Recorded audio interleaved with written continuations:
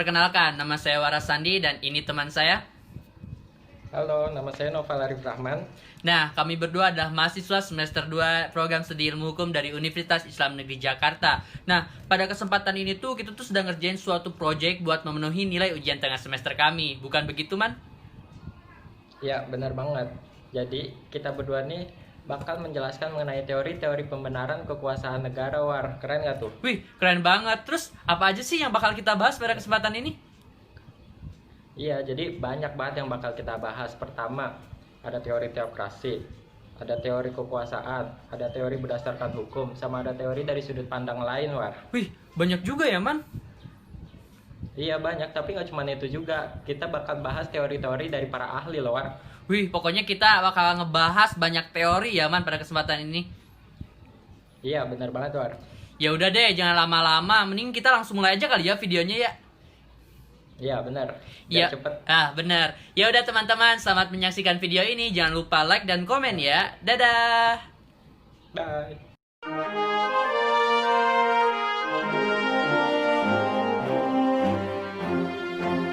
Ilmu negara adalah ilmu yang mempelajari persoalan-persoalan serta pengertian-pengertian umum yang biasa terdapat pada setiap negara. Ilmu negara tidak membahas bagaimana pelaksanaan hal-hal yang umum itu dalam suatu negara tertentu. Karena itu, negara hanya mempunyai nilai teoritis belaka. Dalam ilmu negara terdapat materi tentang teori-teori yang memberi dasar pembenaran dalam suatu negara.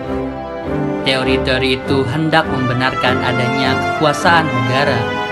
Oleh karena itu, kepustakaan teori-teori ini sekaligus dibicarakan bersama-sama dengan arti negara dan tujuan negara. Untuk membenarkan adanya kekuasaan negara, biasanya dicari ajaran-ajaran mengenai arti daripada negara dan kemudian dihubungkan dengan tujuannya. Ketika kita berbicara mengenai kekuasaan seorang raja, mungkin beberapa orang berpikir mengenai apa sebenarnya negara itu diperintah oleh seorang raja yang bahkan menganggap dirinya sebagai Tuhan, sehingga mereka berkeyakinan bahwa raja itu sama dengan Tuhan. Apa sebabnya negara-negara semacam itu dahulu ada, dan apa sebabnya rakyat mematuhi kekuasaan raja tersebut?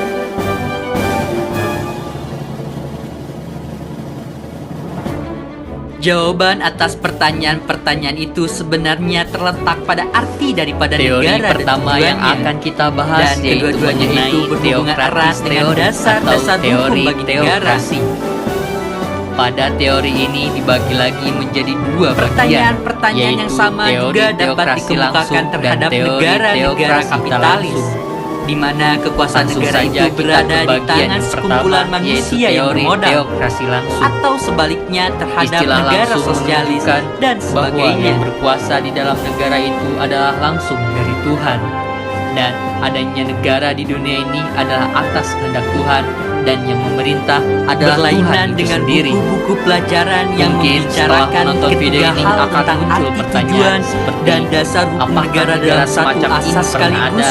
Apakah benar-benar Maka Tuhan dalam sendiri kesempatan yang ini memerintah? sengaja kami Jika pisahkan memang ada, untuk maka memudahkan negara mana teman-teman yang mengandung dalam pemahaman mempelajari ini? agar mendapat Jawabannya, gambaran ya, lebih jelas ada. mengenai Bahkan teori-teori yang ulama memberi Islam, dasar hukum sebelum bagi Perang Dunia kekuasaan Kedua. negara. Sebagai contoh, rakyat Jepang mengakui rajanya sebagai anak Tuhan. Dan dalam peristiwa yang belum lama ini terjadi mengenai perebutan kekuasaan di Tibet antara Panchen Lama dan Dalai Lama adalah suatu bukti bahwa di dunia ini ada dua raja yang menanamkan dirinya sebagai Tuhan. Pada zaman dahulu juga raja-raja Mesir dianggap oleh rakyatnya sebagai Tuhan. Yang menjadi persoalan, apakah negara itu diadakan di atas kehendak raja yang sama dengan Tuhan atau atas kehendak raja yang bukan Tuhan? Persoalan ini sebenarnya berpusat pada kepercayaan rakyat terhadap rajanya yang disebut sebagai Tuhan. Mungkin rakyat lain yang tidak berkeyakinan seperti itu tentu akan memberi penilaian yang lain pula terhadap raja yang dianggap sebagai Tuhan itu. Mungkin rakyat lain akan mengejeknya atau mencemoohkannya, bahwa raja yang dipuji-puji itu adalah seorang makhluk biasa seperti mereka. Ejekan-ejekan itu bisa dimengerti oleh karena mereka tidak yakin. Akan tetapi, kepercayaan itu bisa ditanamkan dengan ajaran atau doktrin-doktrin yang dapat diterima oleh mereka. Karena itu, kita tidak usah heran bahwa pada Perang Dunia Kedua, banyak prajurit-prajurit Jepang yang gugur dalam perang dengan berkamikaze. Karena pengorbanan mereka didasari oleh suatu keyakinan yang tebal untuk kepentingan rajanya yang dianggap sebagai Tuhan. Ajaran-ajaran atau doktrin-doktrin itu dimaksudkan untuk menanamkan kepercayaan pada rakyatnya, dan kepercayaan yang sama itu akan membuat rakyat bersatu menjadi suatu bangsa yang kuat. Di atas seluruhnya itu, rajalah yang merupakan alat nomor satu, dan untuk itu ia dipuja-puja sebagai Tuhan, agar supaya ia tetap berwibawa.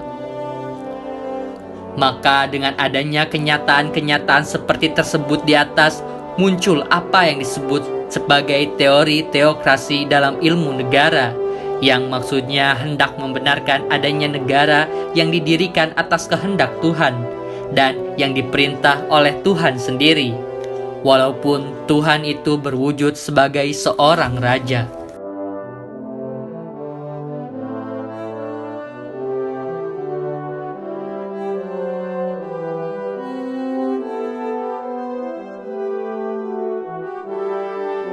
Bagian kedua yaitu teori teokrasi tak langsung.